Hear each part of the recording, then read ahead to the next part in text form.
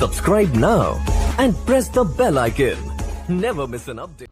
अस्सलाम वालेकुम दोस्तों, फिर से एक बार इस्तकबाल करते हैं आपका आपके अपने यूट्यूब चैनल शेख ब्रदर्स में। अगर चैनल पर नए हैं तो चैनल को सब्सक्राइब करना बिल्कुल भी ना भूलें, साथ ही वीडियो को लाइक कीजिए। तो आज की इस वीडियो में हम पेडागोजी पर चर्चा करने वाले हैं, क्योंकि आज है संडे और संडे के दिन हम पेडागोजी को बहुत आसान तरीके से समझने की कोशिश करेंगे और आपकी समझने की सलाहियत में इजाफ़ा करेंगे। तो देखते हैं सबसे पहला सवाल कि उर्दू ज़बान तलबा को किस तरह सिखाई जाए। सबसे पहला सवाल आपको नज़र आ रहा होगा कि उर्दू ज़बान तलबा को किस तरह सिखाई जाए। कि नंबर 1 है, पहला फ़ारसी पढ़ाओ, हिंदी पढ़ाओ, या पहले उर्दू हुर्फ़ तहज़ी की शनाख्त करवाओ, पहले अरबी सिखाओ। तो उर्दू ज़बान तलबा को सिखानी है तो सबसे पहले हमें पहले उर्दू की हुर्फ़ तहज़ी उन्हें सिखानी होगी, क्योंकि वो उर्दू के हुर्फ़ तहज़ी की शनाख्त कर लेंगे, उसकी पहचान हो जाएगी। उसके बाद तलबा आहिस्ता आहिस्ता उर्दू सीखने की तरफ राग़िब होंगे। देखते हैं अगला सवाल, तलबा का तलफ़्फ़ुज़ किस तरह बेहतर होगा। अगर तालिब इल्म का हमको तलफ़्फ़ुज़ बेहतर करना है तो किस तरह से हम बेहतर कर सकते हैं। सबक की बुलंद ख्वानी से, सबक की नकल करना, मुश्किल अल्फाज के मानी लिखना, किसी तरह नहीं। अगर तलबा के तलफ़्फ़ुज़ को हमें बेहतर करना होगा तो सबक की बुलंद ख्वानी करानी होगी, क्योंकि बच्चा सही तलफ़्फ़ुज़ को सुनेगा, उसके बाद ही अपनी ज़बान से अदा करेगा। तो सबक की बुलंद ख्वानी के ज़रिए तलबा के तलफ़्फ़ुज़ को सुधारा जा सकता है। तलबा से क्या अमली काम कराया जाए। अब यहाँ पे सवाल आता है कि तलबा से क्या अमली काम कराया जाए। अमली काम यानी ऐसी ज़हनी काम जिससे बच्चे की ज़हनी तरक्की में इजाफ़ा हो। तो मैदान में खेलने के लिए कहा जाए, अगर मैदान में खेलने के लिए कहा जाएगा तो उसका जिस्मानी तरक्की होगी। नज़में या कहानी सुनाई जाए, तस्वीर बनवाई जाए, या सबक सुनाया जाए।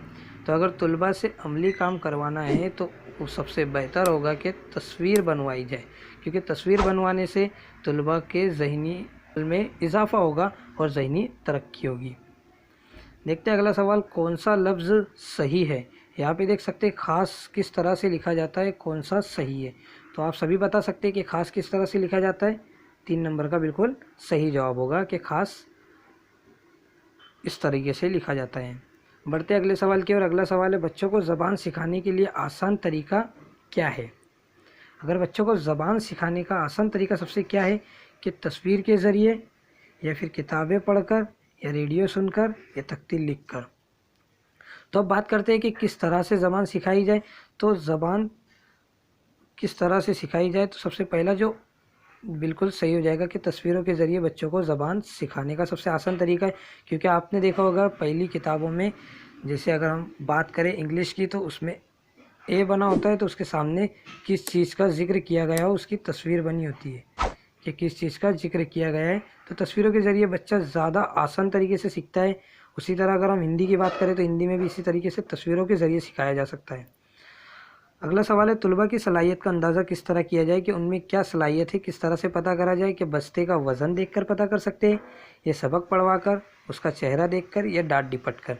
तो ये तीनों भी बिल्कुल गलत हो जाएगी, क्योंकि ये तीनों से सलाहियत का अंदाज़ा नहीं होता। एक तरह से सबक पढ़कर सलाहियत का अंदाज़ा कर सकते हैं कि बच्चों को किस हद तक बच्चे ने सीखा है।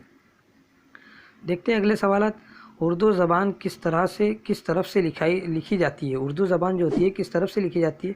तो उर्दू ज़बान यहाँ से इस ओर बढ़ती है। तो किस तरह से हुई, ये सीधे यानी दाएं जानिब से। तो उर्दू ज़बान दाएं से लिखी जाती है। और कहाँ लिखी जाती है, दाएं से बाएं की ओर। देखते हैं अगला सवाल, तलफ़्फ़ुज़ किस तरह ठीक किया जाए। तलबा का तलफ़्फ़ुज़ किस तरह से ठीक होगा। लिख कर, पढ़ कर, सुन कर, बोल कर। तो आप सभी जानते हो कि मैंने पहले सवाल में बताया कि तलबा सुनकर तलफ़्फ़ुज़ को ठीक करेंगे। तो सुनकर जो 3 नंबर का होगा बिल्कुल सही चला जाएगा कि तलबा का तलफ़्फ़ुज़ सुनकर ठीक किया जा सकता है। बच्चों का निसाब तरतीब देते वक्त किन बातों का ख्याल रखना चाहिए। निसाब यानी किस तरह से उनको पढ़ाया जाए, उनकी किताबों में किस तरह से दिलचस्पी लाई जाए। इसको ध्यान में रखने के लिए निसाब जब तैयार किया जाता है तो बच्चों की किन बातों को ध्यान में रखना होता है। बच्चों की नफ्सियाती और दिलचस्पी, माशियात, सियासियात, या समाजियात।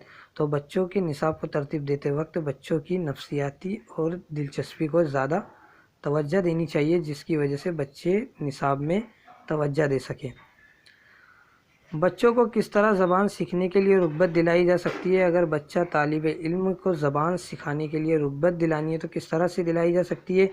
ڈانٹ کر، مار کر یا پھر دلچسپ کہانیاں سنا کر یا کتاب ہاتھ میں دے کر۔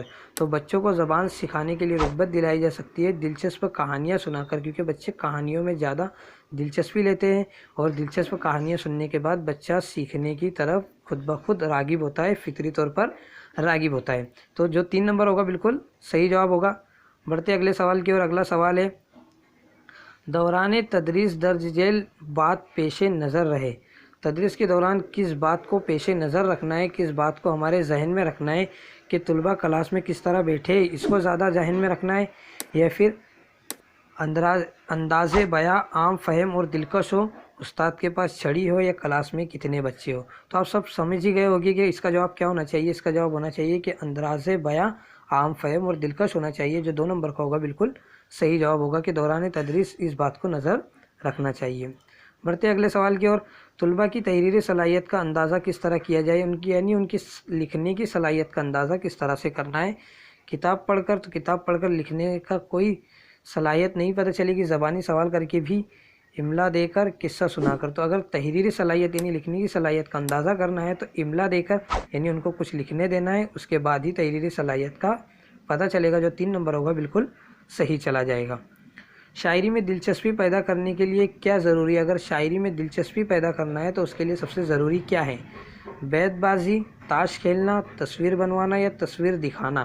تو شاعری میں دلچسپی پیدا کرنے کے لیے بیت بازی یعنی باتوں کا مقابلہ کروایا جائے، جس سے شاعری میں دلچسپی پیدا ہو، گفتگو کے موقع زیادہ سے زیادہ دیے جائے، جس سے بچوں میں دلچسپی پیدا ہو۔ طلباء میں پڑھنے کا شوق پیدا کرنے کے لیے کیا کرنا ہوگا؟ یعنی طلباء میں پڑھنے کا شوق پیدا کرنے کے لیے کیا کرنا ہوگا؟ کلاس میں ڈرامہ، کھیل کود، تفریح، ہر وقت پڑھنے کے لیے کہنا۔ تو شوق پیدا کرنا ہے تو شوق پیدا کرنے کے لیے کلاس میں ڈرامہ کروانا چاہیے، جس کی وجہ سے بچے پڑھنے میں دلچسپی لیتے ہیں۔ طلباء کی لیاقت اور دلچسپی کو پرکھنے کے لیے ضروری ہے۔